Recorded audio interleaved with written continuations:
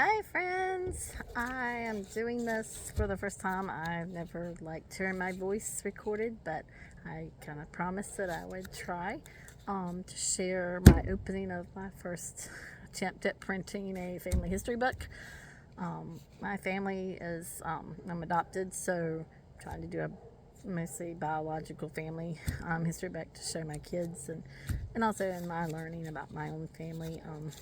I didn't know my biological mother, so that helped with my beginning of my project.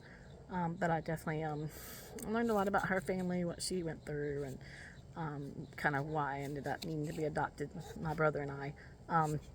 So let's see how this turned out. I know I probably could have printed this using just a, you know, spiral bound type printing, maybe at Staples or somewhere.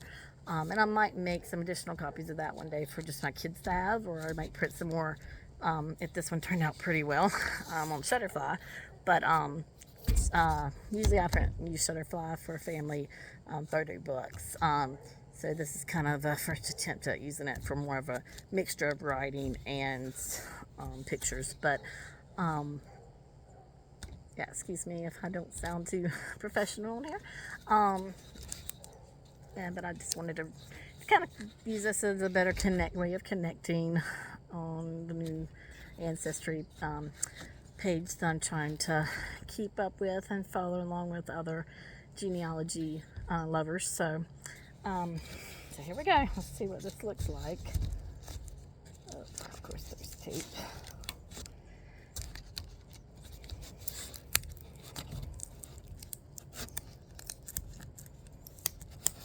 Packaged it pretty well. That's a pretty lovely day here in South Carolina for February. It's about almost 60, so pretty nice out here. So I figured it was quieter than in the house with all my kids. They actually came home early from school today. They had an early release day, so we took them out to eat lunch, and I've been running around with my dad this afternoon. He got him some new glasses at our local lens crafters, so yeah, running a lot today. And then this was home here when I got home, so thought I needed to see it. Good things come in orange packages. Let's hope so.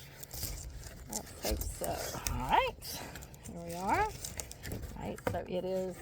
I made it kind of look like it was a kind of more of a leather bound type book with silver embossing writing, so it kind of looks like it's an old family album, even though it isn't. It's pretty good so far. Pretty well made from the look of it. All right, so let's see. Let's open it up. All right, first page. All right, so that's my dedication page where I just wrote a little bit about why I did this.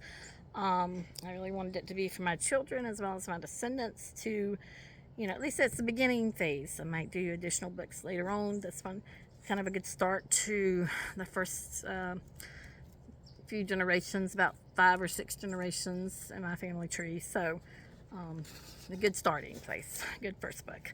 Also just talk about how it's just important. I did try to fact check all the names and dates and information with official records. Census records are good for that. Birth and death records, of course. Lots of those sites are free and available to all of us, so that's a good thing. Love to read old wills and land records, of course. Lots down south. My family's mostly from North Carolina, since they came over mostly from the 1700s or earlier. So we've been here a long time, so a lot of times we don't have some of those recent immigration records for our families. Both my husband and my family came over here fairly early, colonial America. So so eventually I'm going to try to go into more of the European heritage, but I really haven't gone back I haven't been able to even go back that far yet.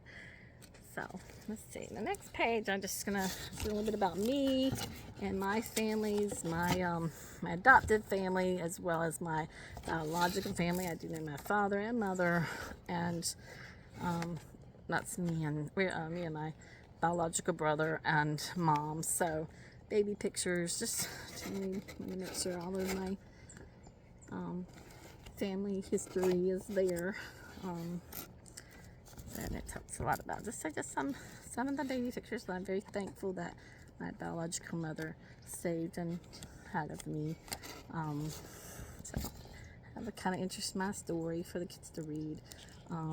Talks about my adventures in early childhood, living in foster care and also in a children's home. My brother and I, when we met our adopted parents, getting married, our kids, as we added them to our family. Yeah, and that's about my brother. So I kind of go into his little story. I don't want to tell too much of his story because that's his to tell, but I do want him included in my book because he's an important part of my family.